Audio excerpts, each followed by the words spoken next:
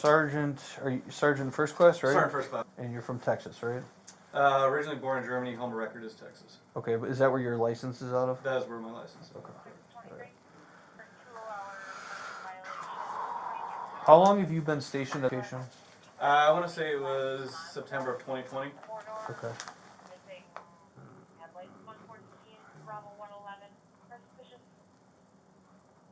You said station 2020?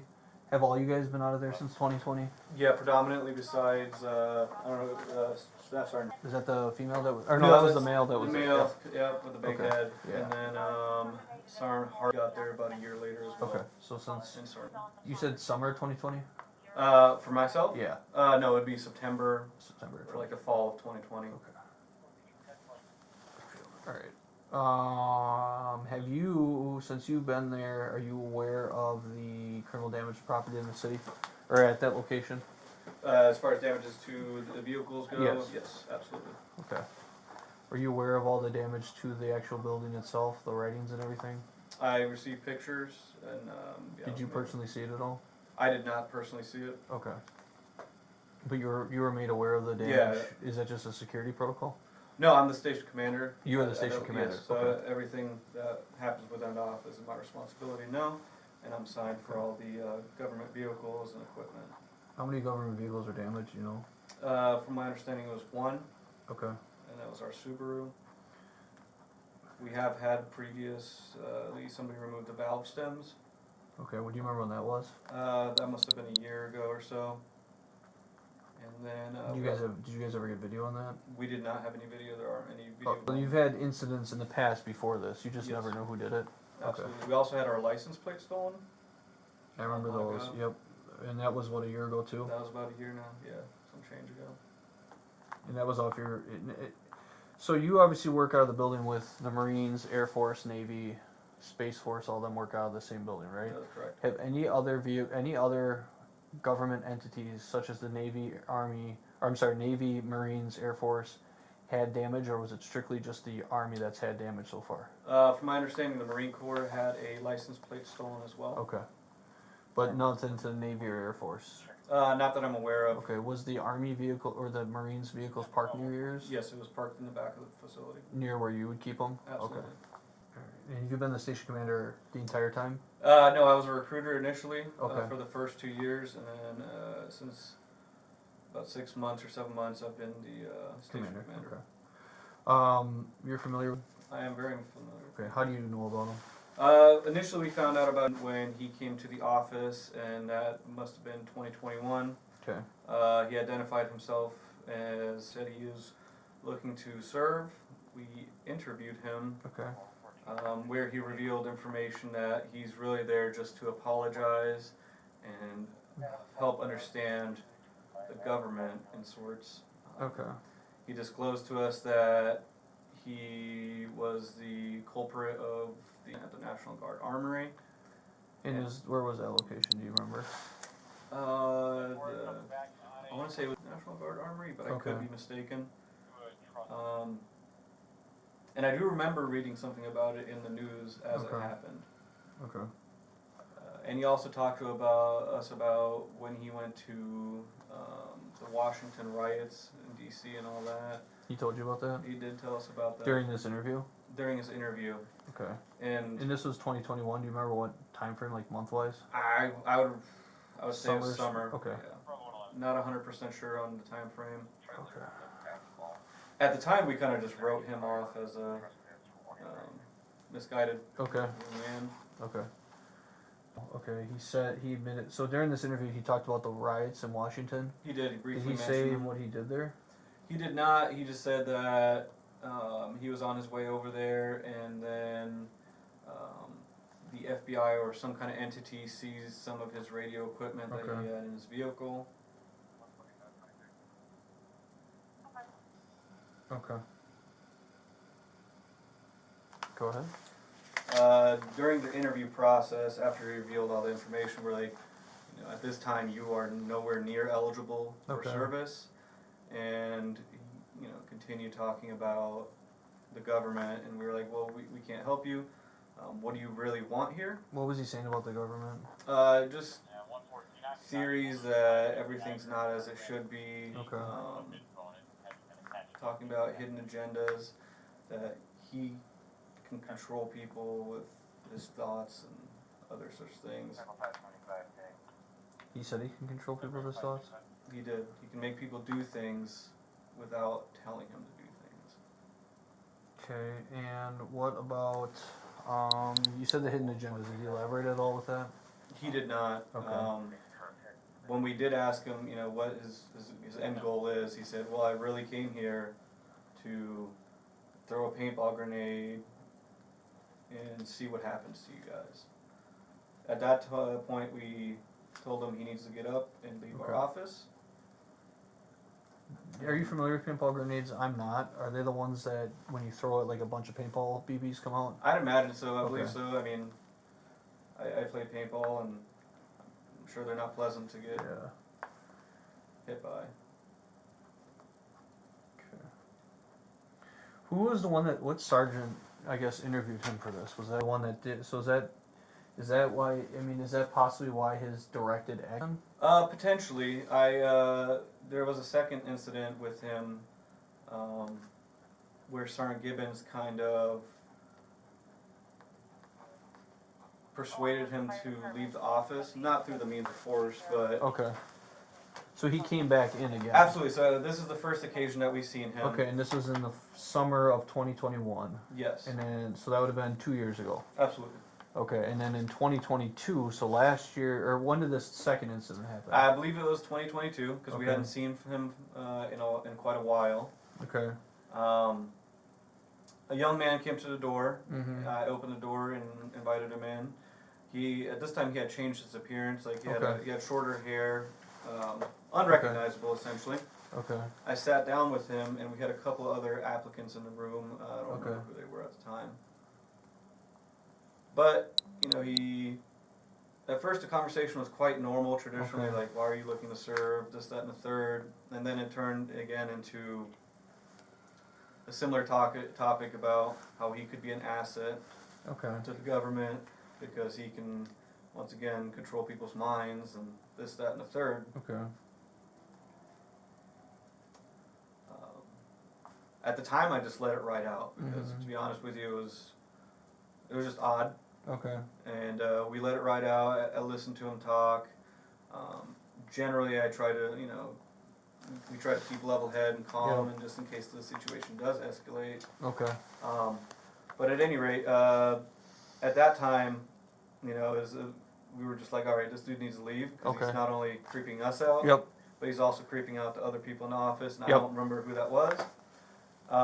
So Sergeant came in, like, we can't help you, but if you step outside with me, like, maybe I can give you some secret info, but that was all a ploy just to get him out the office in a quiet manner. Okay.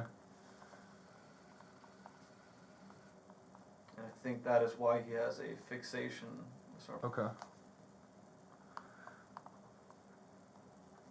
So he was looking for secret information. Like that's why that's what he told him to step out. It was the same government conspiracy type statements he was making the first time. That would explain the text message then. Yes. Okay. All right. So then you guys don't hear. How long did you go before you hear from him again? The third encounter. That must have been earlier this year, but he came to the door and left us a note saying "oath breakers." Okay. And did you see him do it, or did anyone see him do it? Our windows are kind of tinted. Okay. Like we have, so not necessarily. I want to say the Navy opened their door and spoke with him. Do you remember what Navy? It would have been, I don't know his rank, but it would have been last name. He is retired now, so he no longer works at that office. So I'd have to try to reach out to him another. All right. So your third encounter, that's when you guys were able to essentially at the time was a sergeant for the Navy. Yes. Or whatever their ranks are. Whatever they are. He makes physical contact. I want to say he opened the door and saw the letter. He also came by our office. Was he spray painting? No, this was like a handwritten deals. He had a note in his hand. Yeah. Okay. And he left them for all the offices. Okay. It might have not said oathbreaker. It might have been the Constitution or something pertaining to either the Okay. Constitution or the oath of enlistment. Okay. That he left. Okay. Did you guys tell him he was banned at all? No, we just at that point we just don't open the doors. Our doors don't. You have to be buzzed in. You have to be buzzed Okay. in, exactly. Generally, Okay. when we see those type of characters, we're just like, hey, let's Okay. let them do their thing, not cause a scene. Okay. So then after this happens, you guys get into the what happens after this third encounter? What do you guys? Excuse me. What happens? He came back again, and at that time And this is another day. I believe this is another day. Either that was the same day or later that day. But at that time, he came back. We asked him to leave, and he went. Did you guys make contact with him this time? Not myself personally, and I don't. But I'm saying like an army person made contact with him. I believe so. Okay. I don't remember exactly who it was. Okay. And we asked him to leave. Mm-hmm. Granted, he didn't step foot in our premises. Mm-hmm. However, we asked him to leave, and that's when he didn't leave, and we ended up calling Brookfield PD. Okay. And they came out, and he left after that. Okay. We arrested him, didn't we? I believe so. Okay. All right. So then after this fourth incident, the fourth time where we actually got involved and he got arrested, Mm-hmm. I don't know the case person. I had to look it up which one it was. Did anything else happen for that? Not to our understanding, we did receive letters in the mail, but they were not. They didn't have a number one return address. Okay. Nor did they have any identifying information for him personally. But the letters did talk about the next Great American Revolution, so it does drawing to a conclusion. It does sound a lot like what he was expressing. Revolution. Okay. And then so you got the letters in the mail, and then and then obviously you guys started having the damage to your cars. Absolutely, yeah. And how many times do you think that happened? I know we had the license plate theft back in a couple years ago. Yep. We had the valve stems. Yep. And then I'm aware of the brick on the back of the car, the tires being slashed, the writings all over them with Oathbreaker. Yep. And then we had some more graffiti to the front of your doors too, with Nazi dogs or something like that. On the I believe so. sidewalk. I wasn't present for those. I was just made aware by You're made aware of them. Yeah, I was made aware by my subordinates. Okay. And then. And Sergeant is technically under your command, correct? Yes. Okay. Did anyone else, any of your other sergeants in your office, were they any of them else signaled out to? So the staff sergeant did get a message from as well. When did he get that? The same day sergeant received the message on his And who was that? phone. Staff sergeant. That one similar to this? He got one. He just didn't reply, and I don't remember exact verbiage. I can try to get that message from him. Is he going to be at the office today? He's in Colorado right now on vacation. Okay. And I know I believe he got summoned or subpoenaed by. He got a subpoena from him? He got a subpoena from I want to say it was the Kenosha court, delivered to his house. I was away at that time as well, but I just remember hearing him telling me about that. Mm-hmm. Which honestly, and that's where the worrisome thing comes about. Like all he has to do is follow us home one day to our families. Are you guys? Is that something that you guys have talked about amongst your command about worried about what he would do? Absolutely. I think there's a level of escalation that we see from not only just it went from verbal to physical in a sense. You know what I mean? Okay.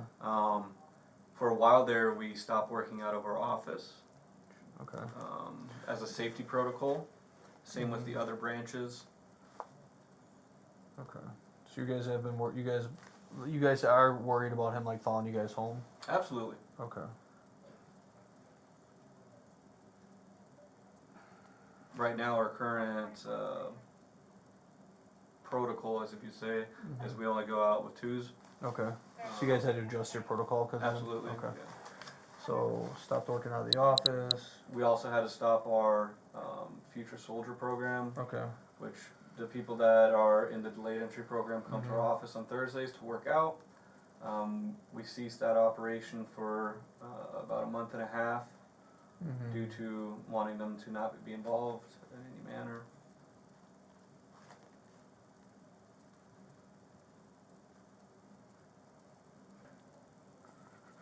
Okay. And you obviously were made aware about the text message that Sarge was kind of got. Absolutely, he showed me, and When did you read them? I did. I read a lot of them. I guess what are your thoughts on that stuff? I mean, it was the same anti-governance thematic. One thing I did, I want to say, was kind of personal that I thought was weird. He said, "I haven't forgotten about you." Yeah. Which to me kind of just shows that he's got some sort of obsession about this. Mm-hmm. I mean, the guy just knows way too much at this point about some personal life. If you looked him up on Facebook and got his number that way, understandable. Mm-hmm. But do you think that's how he got his phone number? I believe so. There's Okay. a good chance that that's the way. I guess what is your fear? Do you have a fear of what this guy's capable of? What do you think his process is? What do you guys think he's? I don't think he's in sound of mind, and that's what's scary because I don't think there's a lot of rationality to his thoughts, and I think his motivators